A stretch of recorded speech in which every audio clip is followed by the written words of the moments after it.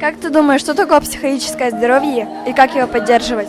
Когда у тебя нет всяких психических расстройств, то есть ты мыслишь нормально и как бы уверены в себе. Ну, как это поддерживать, как бы не загоняться и не причинять себе вред. Когда ты себя чувствуешь уверенным в себе, ты здоров, поддерживать его как? Не нервничать по всякому поводу. Мне кажется, это... я как бы спортсмен. Надо быть, в себе уверенным. Не надо подвергаться стрессам, воспринимать все близко к сердцу.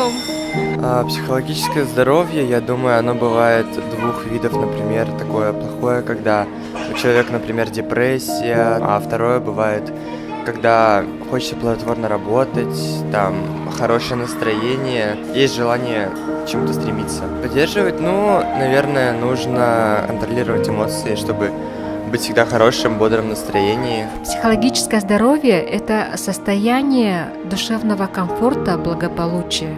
Это адекватное отношение к окружающим и отсутствие психических расстройств. Должно быть позитивное самоотношение. Человек должен уважать самого себя, но и окружающих тоже. Быть ответственным за свои собственные эмоции и чувства, за свои поступки. Придерживаться позитивного мышления. Ребята, вы должны с родителями быть открытыми, открыто обсуждать про свои какие-то проблемы, задавать вопросы, быть благодарными, просто так говорить родителям, что вы их любите. А школа наш второй дом. И в отдельно взятом классе тоже нужно придерживаться психологического здоровья. В классе, чтобы была открытая коммуникация, чтобы вы обсуждали свои проблемы, которые возникают, чтобы в классе никто никого не обижал, чтобы были взаимоуважительные взаимоотношения в классе. Учителям говорить в конце урока, что? Спасибо за урок, правильно.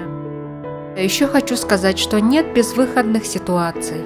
Помните, что есть бесплатные детские телефоны доверия. Вы всегда можете позвонить и рассказать о своих проблемах и получить советы и рекомендации.